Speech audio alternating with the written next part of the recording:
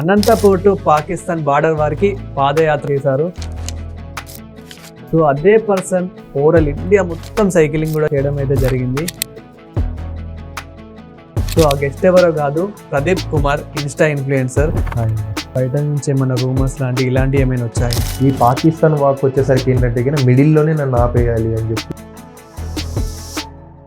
ఆరోగ్య పరిస్థితి ఎలా ఉండదు అప్పుడు? ఇన్ కేస్ నేను ఏమన్నా నాకు ఇప్పుడు సడన్గా హెల్త్ బాగలేదు అని ఒక వీడియో పెట్టినా సరే సింపతితో ఎదగాలని చూస్తూ ఉన్నాడు. కాంట్రవర్సీ క్రియేట్ చేస్తారన్న భయంతో అసలు అవేవి కూడా నేను ఆడియన్స్ వరకు తీసుకురాను. ఫ్యామిలీ బ్యాక్గ్రౌండ్ ఇదంతా ఎలా ఉంది? 6 years ఉన్నప్పుడే మదర్ చనిపోయింది. Daddy second marriage.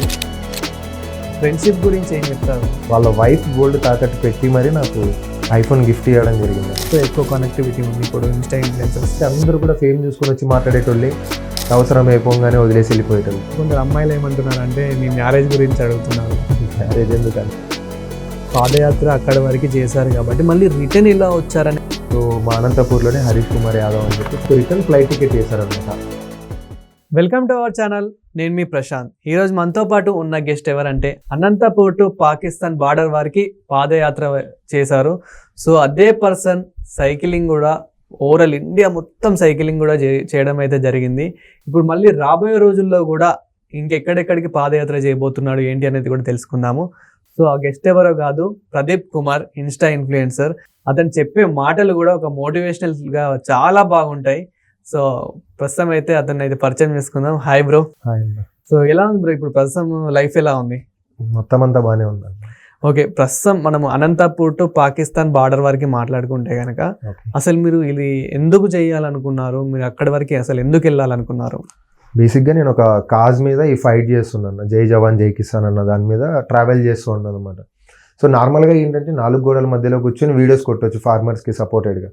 బట్ అలా చేస్తే ఫార్మర్స్కి యూజ్ ఉండదు అనమాట. ఇంకోటి ఏంటంటే ట్రావెలింగ్ అనేది ప్రతి ఒక్కరికి ఇష్టం ఉంటుంది.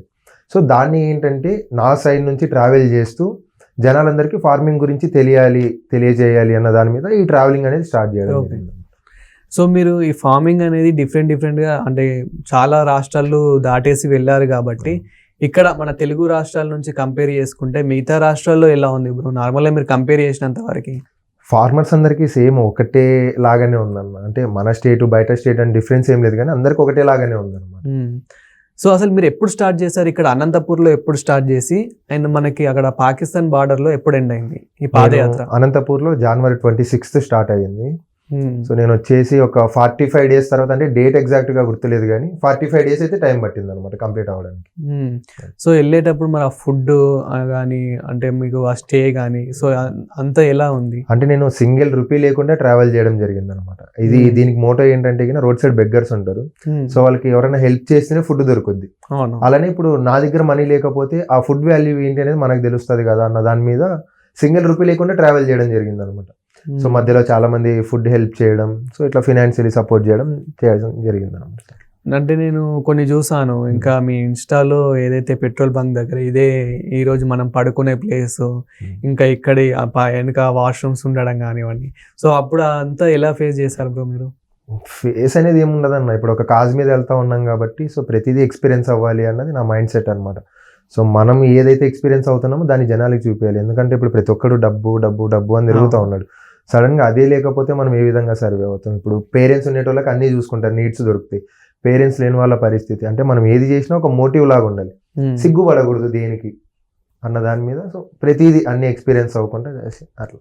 మోస్ట్లీ అంటే మీకు కూడా ఇలాంటి కామెంట్స్ వచ్చే ఉంటాయి. అంటే చాలా మంది బయట నుంచి కూడా అంటే మనం ఒక ఎదుగుతున్నాము ఒకటి చేస్తున్నాము అని అంటే కనుక చాలా మంది అంటూ ఉంటారు, ఎందుకు రానికి అది అవసరమారా, ఏదో ఒక పని చేసుకోవచ్చు కదా. ఇలా అన్న వాళ్ళు ఎవరైనా ఉన్నారా మీ లైఫ్ లో? చాలా మంది ఉన్నారు. అసలు నేను చేయడం వల్ల ఫార్మర్స్కి ఏంటి యూజ్ అని అడిగిన వాళ్ళు కూడా ఉన్నారు. బట్ ఏంటంటే కొంచెం మన సైడ్ నుంచి ఒక 1% అన్న మంచి జరుగుద్దేమో అన్న ఆలోచన, అండ్ నా మీద నాకు నమ్మకం, ఏ రోజుకైనా కూడా అనుకున్నది సాధిస్తాను. అండ్ ఇప్పుడు మీరు ఇన్స్టాలో చూసుకున్నట్లయితే కనుక నియర్లీ ఇప్పుడు మీరు 1,00,000 ఫాలోవర్స్ని అయితే దాటేశారు. సో ఇలా ఎదుగుతున్నాం కాబట్టి తొక్కేసే వాళ్ళు కూడా ఉంటారు కాబట్టి ఇలా ఏమైనా మీకు బయట నుంచి ఏమైనా కొంచెం బెదిరింపు లాంటివి కానివ్వండి, అంటే మీరు ఇలా చేస్తున్నారు కాబట్టి పాదయాత్ర కూడా, సో ఇంకేమైనా మీకు బయట నుంచి ఏమైనా రూమర్స్ లాంటివి ఇలాంటివి ఏమైనా వచ్చాయా? చాలా వచ్చాయండి. అంటే లాస్ట్ వాక్ పాకిస్తాన్ది కాకుండా ముందు చూసుకుంటే అప్పటిదాకా ఏవి లేవు.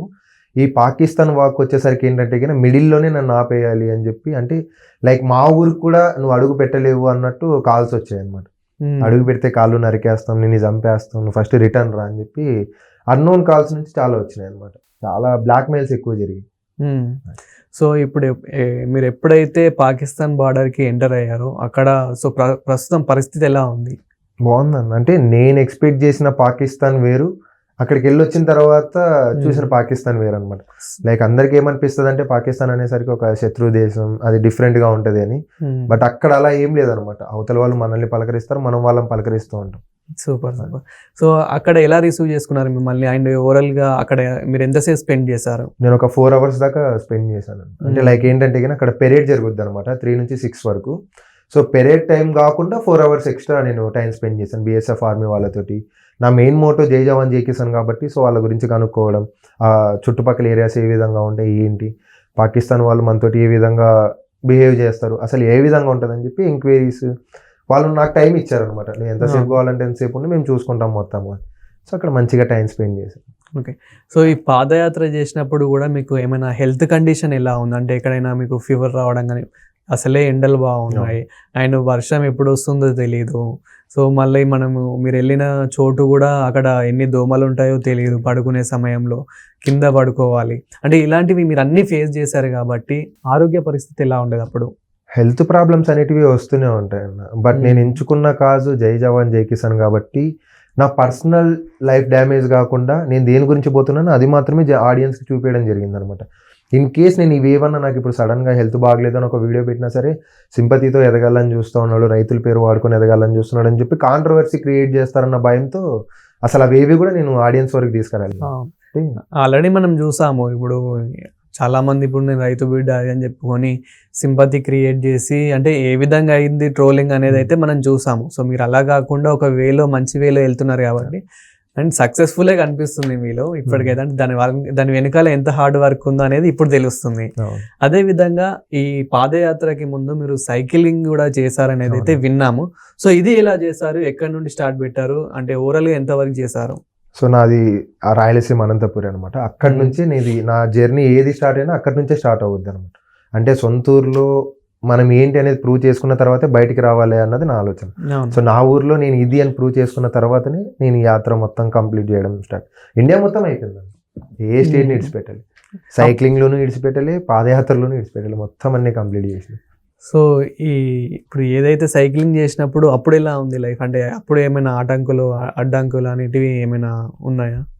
అన్న నేను ఎంచుకున్న జర్నీలోనే అడ్డంకులు ఉంటాయి అనమాట. అప్ అండ్ డౌన్స్ అనేటివి లైఫ్లో కామన్. సో అన్నిటిని దాటుకుంటూ మన గోల్ వైపు అడిగేయాలి.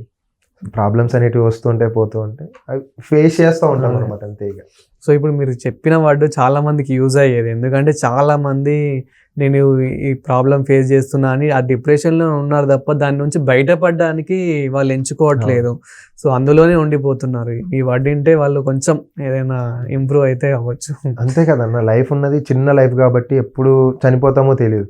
సో ఉన్నంత కాలం మనం ఏం చేయాలనుకున్నామో అది చేసేయాలి. మనకు నచ్చిన పని మనం చేయాలి, అని ఇంకొకరిని మోసం చేయకపోతే సరిపోతుంది, అంతే. ఎప్పుడు అదే ఉండాలన్న మైండ్ లో, ఒకళ్ళకి ద్రోహం చేయకుండా మోసం చేయకుండా మన పని మీద మనం నిజాయితీగా ఉండాలి. సక్సెస్ అనేది ఇప్పుడు కాకపోయినా ఒక 10 years తర్వాత అయినా వస్తుంది. నేను 5 years హార్డ్ వర్క్ చేస్తే లాస్ట్ 6 months నుంచి ప్రదీప్ అనేటోడు ఆడియన్స్ కి తెలుసు. లాస్ట్ 4.5 years ఏం జరిగింది అనేది ఎవరికి తెలియదు. సో మరి ఫైనల్గా మీ క్వాలిఫికేషన్ అవన్నీ చూసుకున్నట్లయితే కనుక అండ్ ఫ్యామిలీ బ్యాక్గ్రౌండ్ ఇదంతా ఎలా ఉంది బ్రో? సో నాది వచ్చేసి ఇంటర్మీడియట్ కంప్లీట్ అయిపోయింది అన్న. 6 years ఉన్నప్పుడే మదర్ చనిపోయింది. Daddy second marriage. ఇంకా చిన్నప్పటి నుంచి అమ్మమ్మ వాళ్ళ ఇంటి దగ్గర, ఫ్రెండ్స్ దగ్గరనే ఎక్కువ లీడ్ చేస్తూ ఉంటాను లైఫ్ అనేది. సో ఫ్యామిలీ పరంగా మీకు ఎక్కువ సపోర్ట్ లేకపోయినా కానీ మీకు మీరే ఎదుగుతున్నారని అయితే చెప్పుకోవచ్చు. నా వెనక సపోర్ట్ అంటే ఫ్రెండ్స్ ఉన్నారన్న. రాకేష్ అని చెప్పి నా ఫ్రెండ్ ఉన్నాడు, హరి, చరణ్, వీళ్ళంతా ఫ్రెండ్స్ ఉన్నారన్నమాట.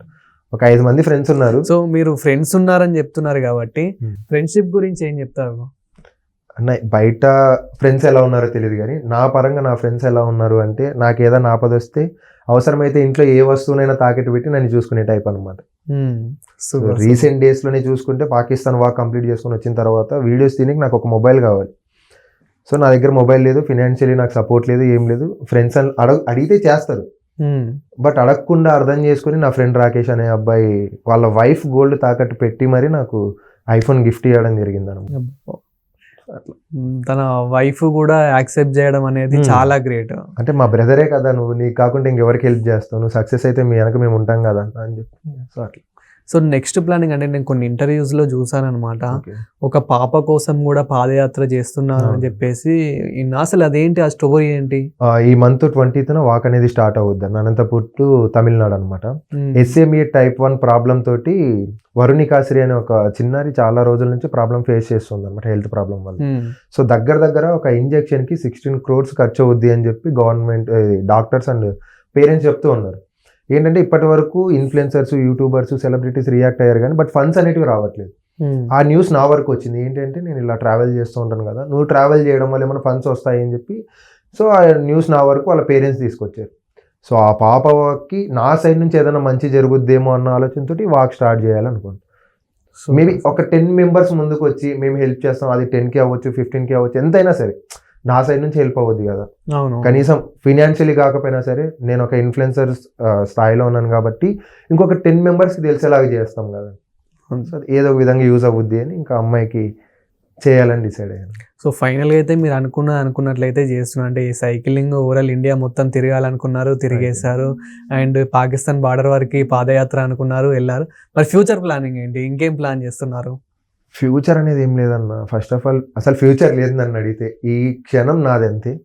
సో ఇంకా దేవుడు ఏం పెట్టింటే అంతే, దేవుడు ఏం పెట్టింటే అది జరుగుతూ ఉంటుంది.